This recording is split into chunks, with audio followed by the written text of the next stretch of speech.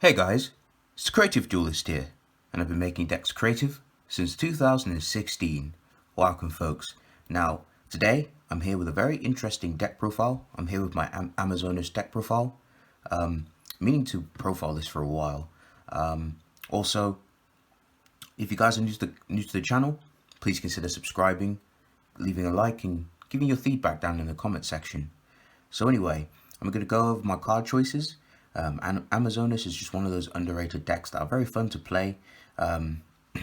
Obviously nowhere near meta worthy, but it's just a fun casual deck to play around friends. So I'm going to go ahead and go with my card choices. So starting off with the monster lineup, I've got the triple Amazonas princess. She's pretty good. She treats herself as the Amazonas queen. I believe on the field and in graveyard, and also upon normal or special summon, she searches for your Amazonas spells and traps, which is pretty good. And if she attacks, you can send one other card from your hand or field to the graveyard, and you can special summon a Amazonas monster from your deck in defense position, which is pretty good. It's not pretty bad. Always want to open this up. Really good. And I do play the triple Amazonas Swordswoman. Basically, she's attack reflection, so if your opponent attacks in basically any battle damage you take involving battles with her, it just reflects the damage back to your opponent, which is pretty good. Then, of course, speaking of the beautiful queen, we have the triple Amazonas queen. I believe this is in Italian. That's what it says, Regina. But yeah, pretty much just protects your Amazonas monsters from dying by battle. So pretty good. Then I've got the double tiger. Tiger is just there for the fusion material, but it does come up sometimes. It's always nice to beef him up by 400 attack points for each Amazonas monster you control, which is pretty good. Then double baby tiger. Tiger's okay, especially when you send it off with princess's effect.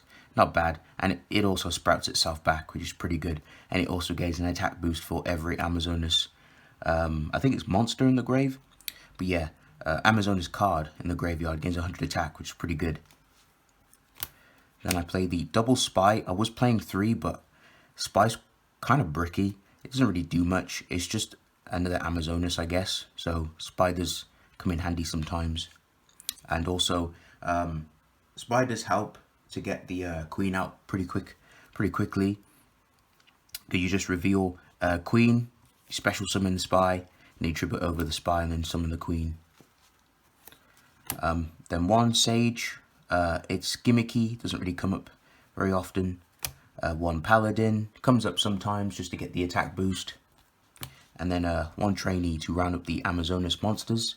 And then I just play double Ash Blossom for the hand traps. And that's going to round up the monster lineup, folks.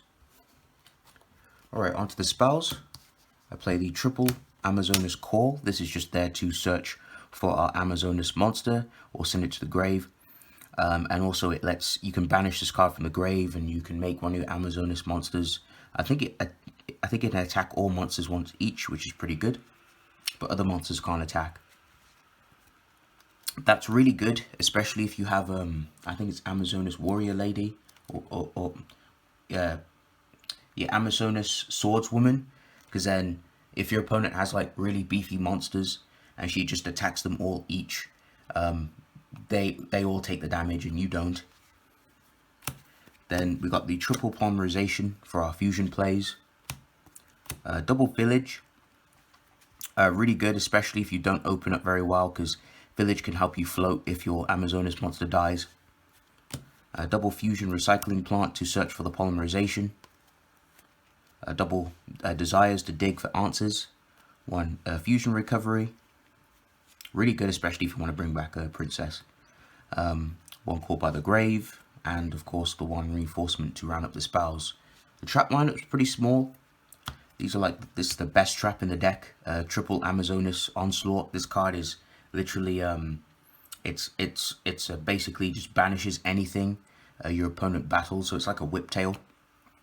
So if your Amazonas monster battles an opponent's monster, you banish it basically, and it doesn't come back. And also during the battle phase, you can special summon one Amazoness monster for free from your hand, and if it's special summoned that way, the Amazoness monster gains 500 attack points. And also, if this card is destroyed by your opponent's card effect, you get to special summon a Amazoness monster from the graveyard. This card is just so good. Like, it's the best. You can't play any less. You gotta play 3. This card makes Amazoness so, like, prominent. And then for the rest of the traps, I figured I'd just throw in some solemn families just in there. The solemn, you know, the solemn lineup's completely up to you. You could play literally triple judgment, or, you know, double strike and you know, warning. It's up to you. Alright, that's gonna round up the main deck. Okay, onto the extra deck. For the fusions, we play the double Amazoness Empress. She's not the best, but she's pretty good because other Amazoness cards your opponent controls can't be destroyed by battle card effects, so she blankets them with a protection effect and allows your Amazoness monsters to perform piercing. And if this face-up fusion summon card is destroyed by battle or leaves the field because of an opponent's card effect, you can special summon one Amazoness Queen from your hand, deck, or grave. So it pretty much floats back into her her previous self. And then double pet Liger. Liger, it's okay, I guess. Reduces the monster's attack points and it boosts itself as well. And basically, monsters your opponent controls just can't attack Amazoness monsters except for Liger, so they have to target the Liger for an attack. They can't touch the other weaker Amazoness. Or I think you can create a lock with some of them, but pretty much he comes in handy at times. But primarily, you're going to be making the Empress. And then for the rest of the extra deck, for the XYZs, Utopia package, Dweller, Ark, Baguska, Castal, Heartland Draco, and for the links, got the Nightmare package, and then the one Borosaur Dragon. So yeah, that's going to round up the whole main deck, extra deck, and the whole profile. Thank you guys for watching. If you guys enjoyed this video, please remember to leave a like.